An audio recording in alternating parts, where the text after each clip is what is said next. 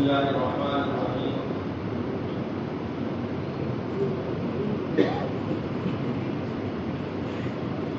حضرات علماء کرام،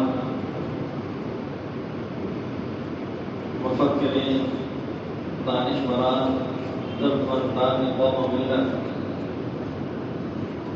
آپ اور ہم آج انتہائی حساس، نازک، اہم ترین موضوع اور فکر کو لے کر کے یہاں پر مجتمع ہوئے ہیں۔ یہ بہت ہی اہم ضرورت ہے جس کا آپ حضرات نے احساس فرمایا۔ شروع میں حضرت حافظ صاحب محترم نے جو قیمتی باتیں قانونی اعتبار سے ارشاد فرمائی، اس سے بہت حد تک اس عنوان پر روشنی پڑی ہے، اور مفتیان کرام نے جو تاثرات، کارگزاری اور عزائم کا اظہار فرمایا، وہ بہت اہم ترین بات ہے۔ حضرت مفتی ابرار خان صاحب ندوی حفظہ اللہ نے آپ کے سامنے اپنے دل کا درد رکھا۔ اس سے ہمارے اندر مزید احساس جاگ جانا چاہیے اور بیدار ہونا چاہیے۔ انسان کو کسی سے محبت ہوتی ہے، عقیدت نہیں ہوتی، کسی سے عقیدت ہوتی ہے، محبت نہیں ہوتی، اور کسی سے عقیدت اور محبت دونوں ہوتی۔ مثال کے طور پر اولاد ہے، والدین ہیں، بھائی وغیرہ ہیں، ایسا ہوتا ہے کہ ان سے محبت تو بہت ہے، عقیدت کچھ نہیں۔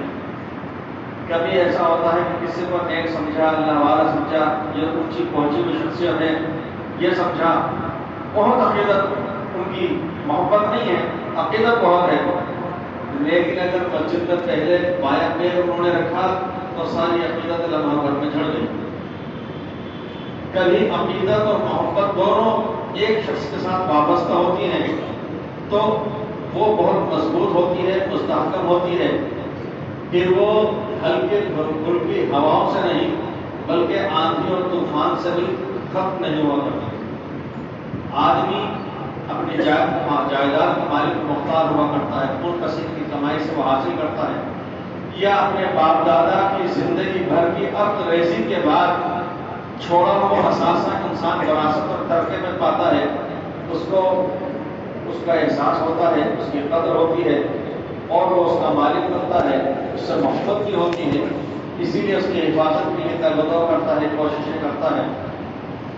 لیکن یہ مساجد، یہ مدارس، یہ خانقاہ ہیں، یہ مسلمانوں کو، عامت المسلمین کو دفنائے جانے کے قبرستان، یہ مواقع، یہ عیدگاہیں، ان کے ساتھ ہر ایمان والے کی، میں اس کی بات نہیں کر رہا جس کے دل کے اندر سمندروں میں گہرائیوں سے زیادہ اور پہاڑوں سے زیادہ وسیع اور آسمان کی بلندیوں سے زیادہ بلند مقام ہو اور اہمیت ہو، میں تو ان کی کہہ رہا ہوں کہ جس ایمان والے کے دل میں رائی کے دانے کے برابر بھی ایمان ہے تو وہ ان چیزوں کو عقیدت سے دیکھتا ہے، سمجھتا ہے، اس سے عقیدت رکھتا ہے، اس کی عظمت اس کے دل میں ہوتی ہے۔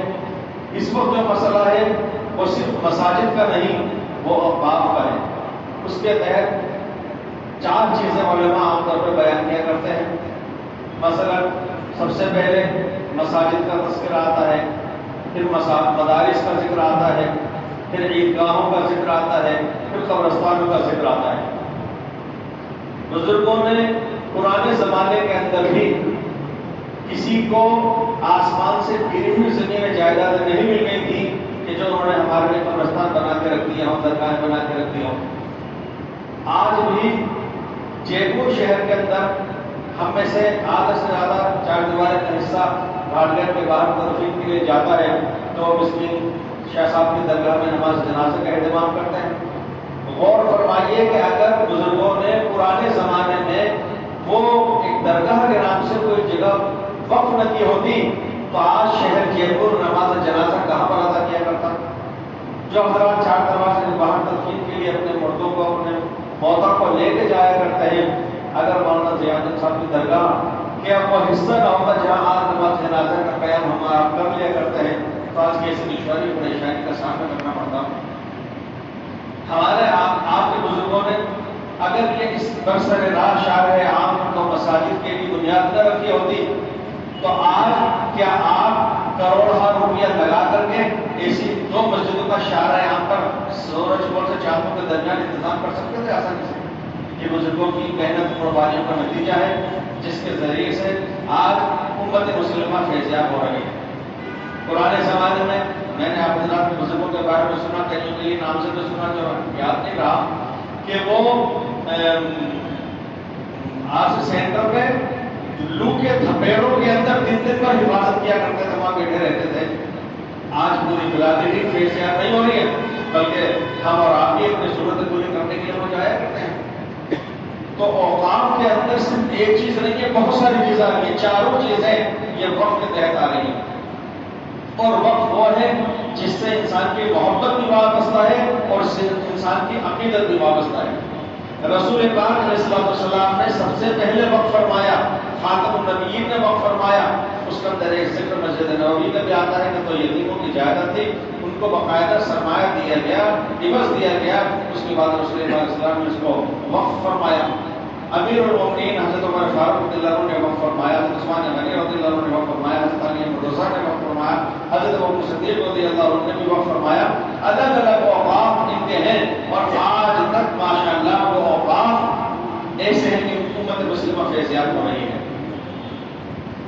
میں مسلسل 3 سال سے جمعۃ الوداع کے موقع پر بھی، عیدگاہ سے بھی وقف سے متعلق ضرور اہمیت دلانے کی کوشش کر رہا ہوں، لیکن وہ آواز سدا بسیرا ثابت ہو رہی ہے.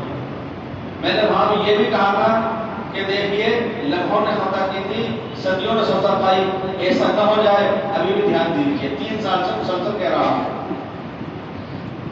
1.5 سال پہلے جب ایک تحریک چلی گئی ان کے اندر کہ نہیں مسلمانوں کے پاس میں کوئی ایسا ہاسپٹل نہیں ہے جہاں ان کے مفتی ایمبولینس ہو، کوئی ایسا انتظام نہیں ہے جہاں ایسا ہاسپٹل ہو، ایسا نہیں ہے کہ جہاں قیام کا دارالامام بڑے پیمانے پر ہاسٹل ہو کہ طلبہ آیا کرتے ہیں ان کی رہائش کے لیے، جس طرح اور بہت سے لوگوں کے ہیں.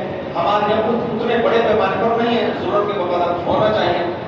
میں نے اس موقع پر بھی عرض کیا تھا، تو اس موقع پر بات چل رہی تھی کہ اتنا چندہ اکٹھا کیا جائے، ہر جگہ چھٹی فنڈ ہونا چاہیے.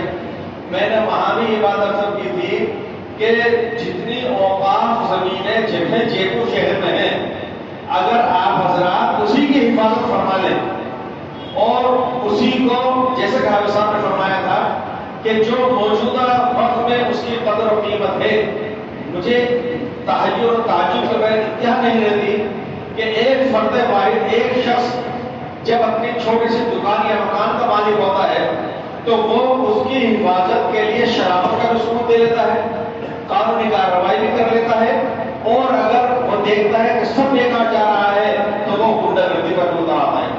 اس کو اپنے حق کی حفاظت کرنا آتی ہے. لیکن ایک نہیں بلکہ 11 افراد، عام نہیں بلکہ خواص حضرات، سماج کے، محلے کے، علاقے کے عظیم تر ہستیاں جن کو بڑی جگہ دیکھ کر کے بڑی کمیٹی کے اندر لیا جاتا ہے، جب اس کی حفاظت کا معاملہ آتا ہے تو 11 حضرات آنکھیں بند کر کے بیٹھ جاتے ہیں. میں یہ اکیلا رہ گیا کیا؟ ایسا ہوتا ہے، ایسا ہی ہوتا ہے. میں آج بھی جے پور شہر کے اندر صرف جو اوقاف جائیدادیں ہیں، اگر حقیقت میں ان کو چھوڑایا جائے، انگور ٹاکیز تفصیل میں آپ جاتے رہیے گا کتنے پر ہے، کتنے سال سے ہے، کیا کرایہ ہے، کوئی مائی گدار ذاتی جائیداد والا دے نہیں سکتا، لیکن وقت ہے تو گئی ہے. بہت ساری جگہ اس کے آگے جائیے، بڑی بڑی جائیدادیں بھری پڑی ہیں، وہ وقت ہے. گارڈن کے باہر دیکھ لیجیے، وقت ہے. اس پر آتے لوگ پیشاب کرتے چلے جاتے، وقت ہے. وہ وقت بورڈ کو بھی وہ جگہ تو نظر آتی ہے جو بنی بنائی ہے، جو علاقے میں ہے، جو کام میں آ رہی ہے، جس کے اندر مسجد بنی ہوئی ہے، اس کے ساتھ ملحقہ چلا ہے، مدرسہ چل رہا ہے، مکتب چل رہا ہے، وہ بھی تو نظر آتی ہے بہرحال نظروں سے کہ اس کو بھی کسی طریقے سے ہم لے لیں. لیکن جو وقت بورڈ جیتا ہوا ہے، اوقاف جاتا ہے، تمام برباد ہوتی چلی آ رہی ہے، لوگوں کے ناجائز قبضے میں پڑ رہے ہیں، اس کے لیے کسی کو خیال نہیں آ رہا، اس کے لیے حالت وقت بورڈ تھا. لیکن میرے بزرگوں، آج ہم اس کی باتوں کا نہیں بول سکتے یہ صرف وقت کی ذمہ داری نہیں، یہ آج ایک ایسا وقت آ پڑا ہے امت مسلمہ کے سر پر کہ ایک ایک فرد کو اس ذمہ داری کو اپنانا ہوگا، نبھانا ہوگا، تب جا کر کے ہم اپنی حفاظت کر سکیں گے۔ بے شک آج بھی انشاءاللہ یہ وقت اگر ہم حفاظت کرنا ہے تو جو باتیں میں نے آپ سے عرض کی ہیں اشارہ قرآن صاحب نے توجہ دلائی ہے کہ جے پور شہر کے اندر مسلمانوں کے اپنے دارالمعارف اور ہاسٹل کالجز میں پڑھنے والوں کے لیے ہو جائیں گے، ہاسپٹلوں کے اندر ایک بڑے پیمانے پہ خرچہ نکلنے لگ جائے گا، طلباء کو طالبات کو اعلیٰ تعلیم کے لیے وظائف دینے کے مواقع ہو جائیں گے، بے وطن کا یتیموں کا خرچہ اٹھا سکیں گے، یہ سارے کام ہو سکیں گے، لیکن باللہ میرے آپ اس وقت کو وقت کے حیثیت سے داخل تو رکھیں۔ ابھی حضرت مفتی ابرار صاحب نے کیسی ہم باتیں فرمائی ہیں کہ قبرستان کی زمینیں تو ہوں گی، ہمیں مردہ دفن کرنے کے لیے وہاں پر 2 گز زمین میسر نہیں ہو سکے گی اگر ہم نے غفلت برتی۔ اس لیے جو ابھی مفتی خلاف الرحمان صاحب نے بتایا کہ کیا کرنا ہے، آپ حضرات کر ہی رہے ہیں، لہٰذا ہم اور آپ اس وقت میں دیگر تمام اہم کاموں کو آگے پیچھے کر کے اور اس طرف دھیان دیں مساجد سے جن پر محراب سے جو سزائیں لگائی گئی ہیں بے شک وہ مؤثر رہی ہیں، ہمارے بزرگوں نے جو توجہ دلائی ہے بے شک اس کے اوپر بہت فائدہ ہوا ہے، لیکن سب سے زیادہ فائدہ وہ اس چیز سے ہو رہا ہے جو ٹیبل کرسی لگا کر کے بیٹھ رہے ہیں ہمارے نوجوان اور عملی طور پہ کروا رہے ہیں۔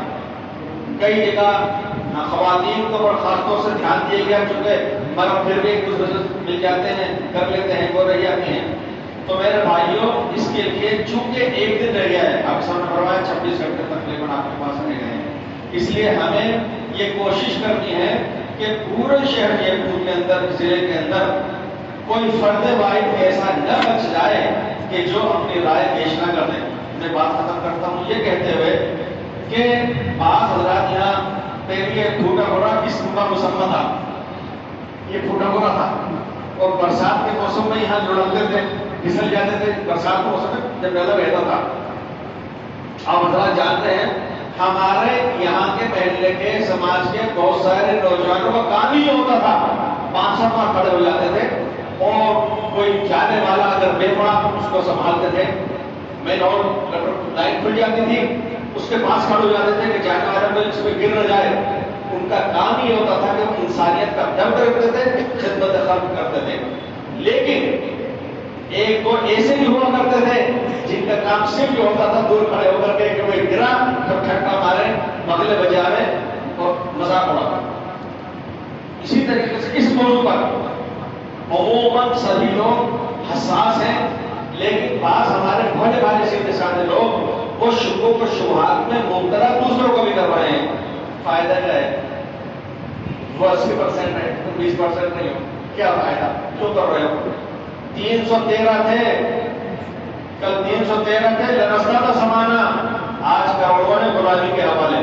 اگر تعداد دیکھی ہوتی تو خاتون نبیین غزوہ بدر کے اندر ساتھ نہیں ہوتے، تعداد ایمان والے نے بھی ایمان ہی نہیں رکھا۔